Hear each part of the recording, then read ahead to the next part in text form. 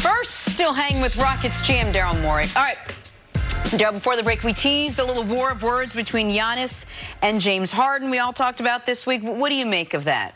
Nothing. Okay. We should have teased it wasn't going to be very exciting. Thank you for all sticking around. We really appreciate it. I think Giannis had said a few things that maybe made James. But he said a few things that we've kind of heard, I'm sure, over the years. I'm sure Harden's heard over the years. But Harden seemed to have taken this opportunity to actually speak up and say something, defend himself. I think he had said a few things. I believe Giannis that he wasn't intentionally really going at him, and I think James said a couple things. I mean, it keeps the talk shows going, but I don't think it was a big thing. All right, but I want to stay on it in this regard. Yeah. Like, I think listen, it was a bad take by James. I love James Harden. It's just bad basketball take. But what he said about Giannis. Obviously, Giannis is incredibly skilled. We've had hundreds of 7-footers in NBA history. None of them look like Giannis. I know you can't talk about him because he's a player on another team. I can say that. But to me, it was James Harden saying, you know what, enough is enough. As far as the guy's won an assist title, people say he's a ball hog. They say you can't win playing his style. Nobody took a healthy Warriors to 6. You guys had them to 7, down 15. I know it's a painful memory, but without your second best player. So on the Harden side of things, do you think Harden is not Giannis, but Harden is the most disrespected superstar in this league? And if so, why do you think that is? Because I don't think people just dislike the beard. There's got to be a reason. I love the beard. Yeah. I do think he's disrespected. I do, but I think every team feels that of their players. But I think for us, it feels more real.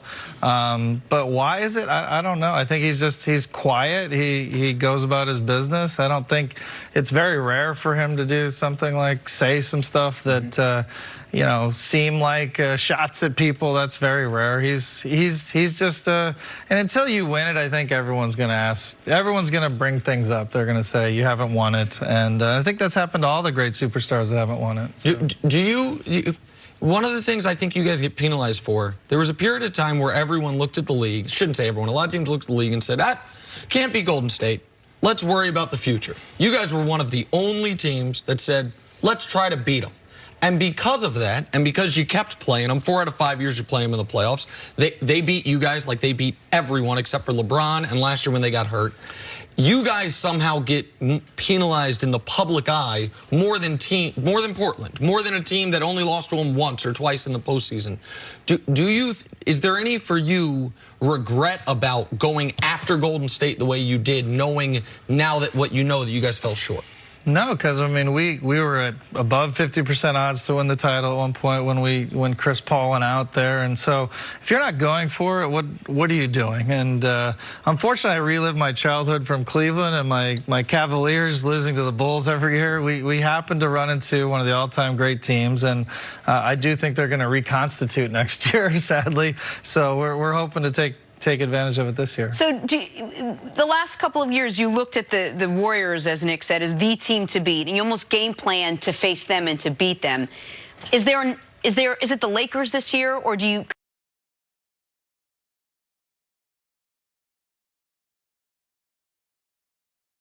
kind of scrap that strategy and say, we're good enough, this is what we got, let's go out and see whoever we face? Yeah, I mean, to me this year, Milwaukee is this remarkable story no one talks about. Speaking of disrespected in terms of James Harden, Milwaukee should be talked about like Golden State. I mean, they are an unbelievable team that I honestly don't understand why. Obviously they're in Milwaukee maybe, but I was born in Wisconsin, so I'm a little defending of them. So they're clearly the team to beat in my mind. And we've got to get through the West, which can be extremely hard. Sure. But you know, if we make it there, it's going to be a real tough time. Before the break, Nick said you were going to fix basketball, which I'm very interested in. Are you in?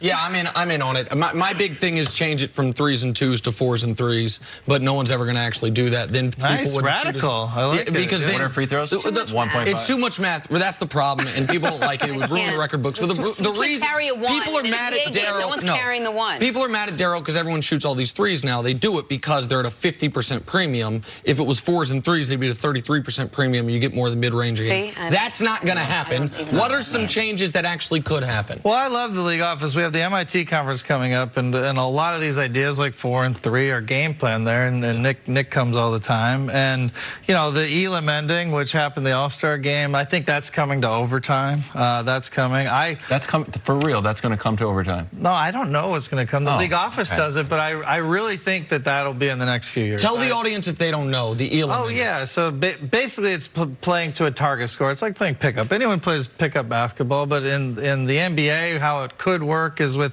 6 minutes to go, let's say the score is 95-90, you pick a target score 105, you just played 105, and it gets rid of all the fouls and back and forth and delays. You want live basketball. You only want people to call timeouts if the ball is dead. Like you have right now, every time, it's even last night in our Knicks game, it was like timeout, go, timeout, go, timeout. That's not what basketball's fun. And it removes all the incentive for the trailing team to just foul, which nobody likes to watch free throws because you're going to a target score. And speaking of fouls, we're basically the only professional sport that takes our main players out of the game. So everyone's coming there to see James Harden, to see Russell Westbrook, and if they happen to get foul trouble, they're either sitting or they're fouled out of the game. Instead of that, once they get their 6th foul, you should just do one shot in the ball or some other penalty just increases so you can keep those stars on the floor. So remove fouling out entirely and just have it be punitive once you get to a 6th, 7th foul, something like that. Yeah, absolutely. And one thing I would change too is the fact that right now, if you tune in a lot of NBA telecasts, the announcers hate watching their own game. Like it's amazing to me. This is media bashing. No. This is hold on a second. This I 1,000% agree with him. Yeah, you'll tune in. They'll be like, well, what's happening here? Like, they're shooting too many three-pointers, like, back in... Hold on. Oh, they are. It's crazy. You watch an NFL broadcast and an NFL pre- and post-game show, and some people could say it's too much, but it is a celebration of the sport. Yeah. It is talking about the reason Tony Romo just got $1 million a game reportedly. 17 or so. Right, $1 million a game is because he is so excited to be there and so enthusiastic. And there is an element. It's not everyone, but there's an element of the people who are constructing the narrative while we're watching and right after we're watching that are just old men yelling at clouds, that are just saying it was better back in my day, or this isn't as good, or this isn't the way I like it. To which I say, I'm available, America. I love the game. Like, there are plenty of guys like me. I think TNT just hired Adam Lefkoe. It's a great example of a guy who loves the game and is excited to talk about it instead of saying, here's where it should be better.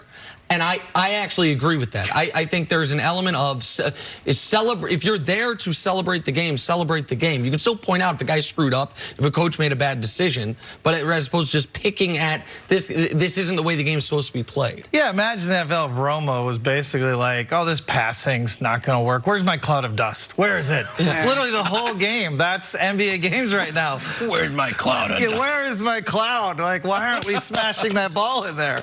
And that you tune into any NBA game, that's what we get all night. And I think we're going to fix it over time. But right now, and the other thing that happens, you tune in, they go, well, why are we watching tonight? Nothing matters. Nothing matters till the playoffs. Nothing. Well, can we just follow up real quick? You're like, okay, I'm going back to you had a very famous tweet, not the tweet you're thinking of.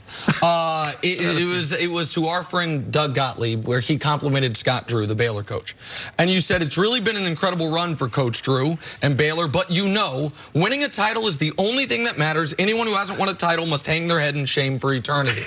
And that's your tweet. It's tongue-in-cheek. But I do wonder, do you think because of shows like this and others, there has been almost too much of a premium put on just the final weeks of the playoffs as opposed to, man, Harden's going to average 35 again. Giannis has the highest PER ever. Luka's doing something we've never, like as far as celebrating what's being done over the course of 5 months of the regular season. Absolutely. I mean, I think we have the best game that highlights our best athletes in the world every single night. And again, it's almost like cognitive dissonance. People tune in and they're like being told how they shouldn't watch and how it's not a fun game to watch. It's bizarre to me. Like the NFL would never let it happen, and I don't understand it. So. Daryl, thanks so much for hanging out today. No rant. We appreciate it. Appreciate everything you have to say. Appreciate your time this morning. That's good.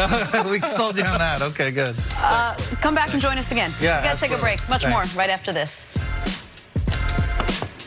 That's a good tweet.